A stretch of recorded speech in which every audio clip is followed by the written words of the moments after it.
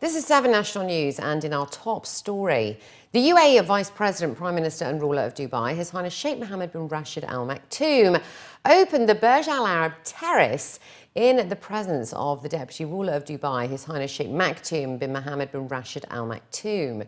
According to news agency WAM, a world first in marine and off-site construction, the Burj Al Arab Terrace is an outdoor luxury leisure facility.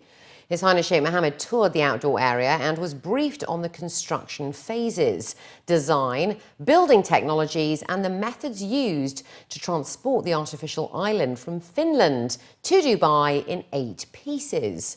He praised the concept of the project, which he said represents the highest innovation and creativity in design and implementation. He further stated that a few days ago they inaugurated the world's first 3D printed office, and today it's the opening of the Burj Al Arab Terrace, the first man-made luxury beach facility of its kind. Both projects reflect Dubai's vision to achieve global leadership in innovation and excellence. The 10,000-metre squared outdoor luxury facility stretches 100 metres out to sea and is home to a restaurant, 2 pools and a beach area.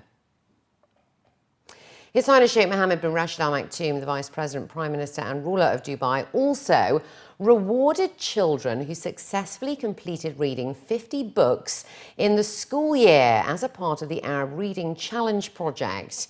His Highness Sheikh Mohammed handed out certificates to the first 15 young bookworms on Wednesday, while also instructing authorities to distribute thank you certificates bearing his signature to 50,000 students across the country. More than 160,000 students from 828 schools took part in the challenge, with participants managing to read a total of 5 million books in the school year. The Egyptian President Abdel Fattah al-Sisi received His Highness Sheikh Mohammed bin Zayed Al Nahyan, the Crown Prince of Abu Dhabi and Deputy Supreme Commander of the UAE Armed Forces, at the Presidential Palace over in Cairo. The two parties praised the excellent bilateral relations between both countries and their development. His Highness Sheikh Mohammed bin Zayed also extended his condolences to the Egyptian people for the victims of the Egyptair flight that crashed in the Mediterranean, and both parties underlined the importance of doubling Arab efforts to promote peace and security.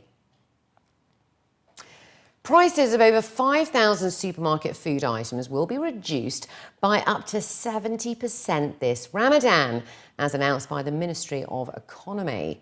The Ministry's Consumer Protection Department was quoted saying that more imports, agreements with suppliers and over 4,000 inspections are among the measures being taken to ensure that prices remain low during the holy month.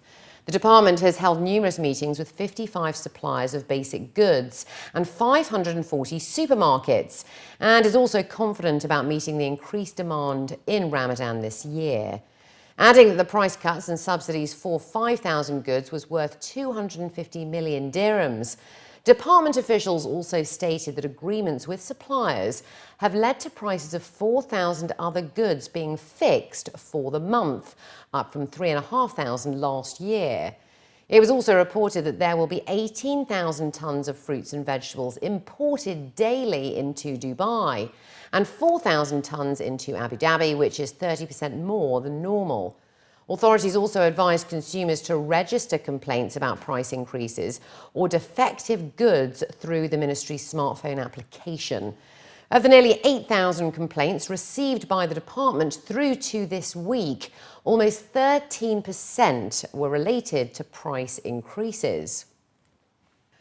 1,837 motorists were caught driving over 200 kilometres per hour on the roads of the capital this year. That's according to Abu Dhabi Police. Traffic Department figures at the Traffic and Patrols Directorate of Abu Dhabi Police revealed that since January this year, motorists aged between 22 and 30 caused 21 road deaths, while those between 31 and 39 accounted for 12 deaths. A report by the Ministry of Interior was quoted saying that nearly 19% of road accidents in the UAE last year were caused by a lack of concentration, mainly due to using mobile phones, while another report highlighted that texting, taking selfies, and surfing the internet while driving have also been some of the lead causes of accidents. According to police officials, the number of fatalities on Abu Dhabi roads dramatically increased in the first 3 months of this year, with over 489 accidents recorded so far.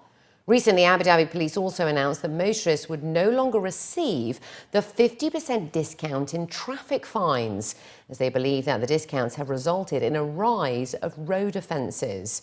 Meanwhile, Dubai roads have seen a drop in traffic-related deaths last year, with 166 fatalities against 177 in 2014, while Sharjah police recorded an average of 8 to 10 deaths every month last year. A 14-kilometre stretch of the 5.3 billion dirham Mafraq-Ghweifat motorway project has been completed by the Abu Dhabi General Services company Musanada.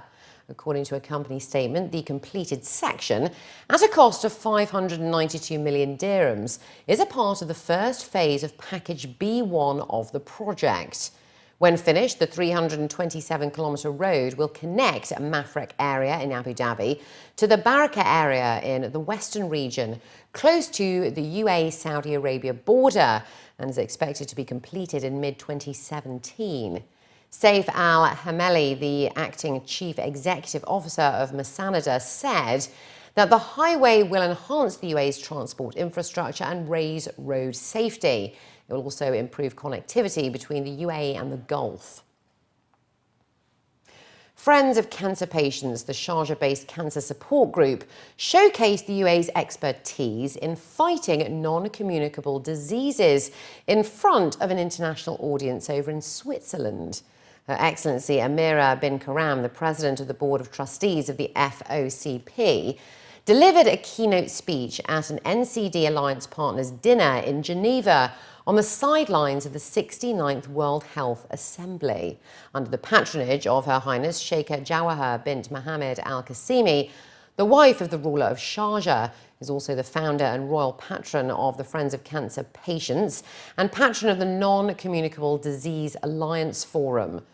The dinner provided an opportunity to discuss the outcomes of the first ever global NCD Alliance Forum, which took place in Sharjah on November the 13th to the 15th last year, and included the Sharjah Declaration, a commitment to accelerate action and increase accountability to prevent and reduce deaths, disability, stigma and discrimination caused by lifestyle diseases.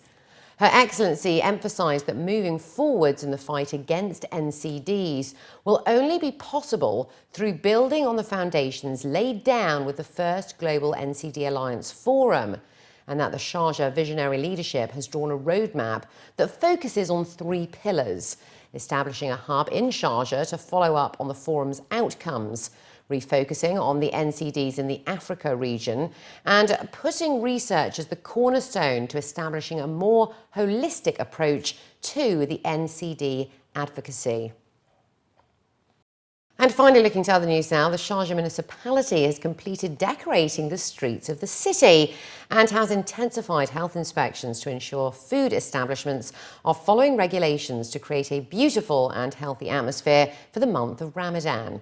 Quoted in local reports, officials said that in coordination with the Sharjah charity organisations, the municipality has launched 5 iftar tents to provide free iftars to 3,200 workers in various industrial areas.